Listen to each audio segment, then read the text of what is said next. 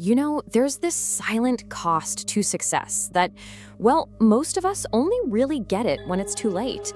It's a weird paradox that just hides in plain sight, something your ambition definitely doesn't warn you about on the way up. I mean, think about it. You can achieve everything you set out to do. You get the respect, you hit the goals, you have the financial stability, and yet you can find yourself in this place of deep emotional disconnection. You're not physically alone, but you feel completely unseen by the people who are supposed to matter most. Well, this feeling actually has a name, and it's tied to a really powerful concept we're going to explore today: relationship wealth. Now, this isn't about your network or how many contacts you have on LinkedIn. No, this is about emotional depth.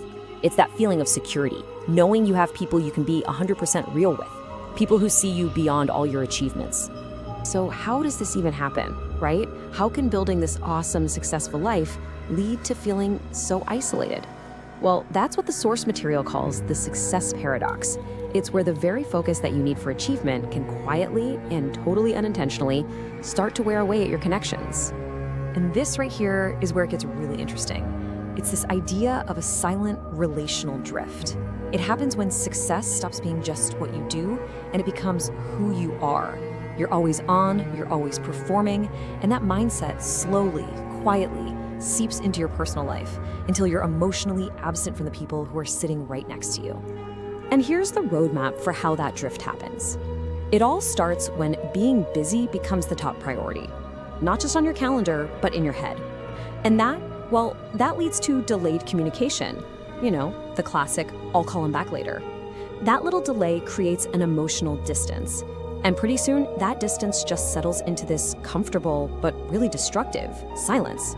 Every step feels kind of normal, but you add them all up and the result is total disconnection. Okay, this brings us to a really crucial, hard-hitting point. And getting this is absolutely key if you want to protect your own relationship wealth. It's about how connections don't just break, they fade. We usually think of losing a relationship as some big, dramatic thing, right? A huge fight, a betrayal, something explosive. But the reality, for most of us, is way more subtle. And because of that, it's way more dangerous. The real killer is this: neglect. It's all the postponed conversations, the texts you forgot to answer, those small, repeated times you just weren't there. It's the slow decay that happens when we just stop actively investing our presence and our attention. And this quote just hits the nail on the head. See, neglect doesn't set off any red flags. It just feels like a normal part of a busy, ambitious life. You tell yourself, oh, I'll make time for them later. But later often shows up only to find that the connection has already withered away and you can't get it back. All right, so now let's turn this inward. It's pretty easy to spot this pattern in other people, but it's way harder and so much more important to see it in ourselves. So I want you to take a second with me here for some real, honest self-assessment. No ego, no excuses, just a gut check number. 10 means you feel deeply connected, you feel seen, you feel supported. 1 means you feel profoundly isolated, even if you're surrounded by people. So, what's your number? Seriously, really think about it. Don't just rush past this part. The very first step to changing anything is just admitting where you really are right now. Okay, let's go a little deeper. Do you have people you can actually talk to openly without pretending everything's okay? And this is a big one. Do your relationships feel alive? Or are they just habits you're maintaining? Now, I'm gonna add a third one for you to chew on. When you are with the people you care about, are you really with them? Or is your mind already on the next goal, the next meeting, the next to-do list item?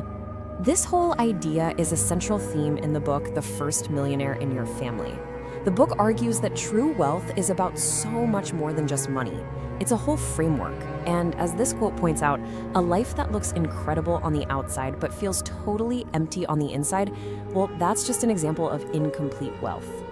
So, if you've looked in the mirror and realized there's a gap in your own life, what do you do? Well, the good news is that relationship wealth, just like any other kind of wealth, can be built intentionally. Let's look at a practical, actionable way to start rebuilding. Okay, let's break these down. First, presence. That means putting the phone down, looking someone in the eye, and giving them your undivided attention. It is the single most valuable currency you have when it comes to connection. Second, honest communication. Success can make us feel like we always have to be strong, but real depth is built when you're honest about your struggles, not just when you're performing your wins. Third, intentional time.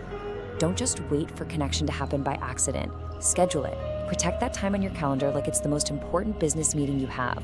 And finally, reconnect now. The antidote to that silent drift is immediate action. Don't wait for the perfect moment. Send that text, make that one call, close the distance today. And this is really what it all boils down to. Achievement can be a solo mission, but fulfillment, that is fundamentally a shared experience. Building a great life isn't just about what you accomplish, it's about who you have beside you to share it with. Success was never meant to be experienced alone. It's meant to be felt through connection.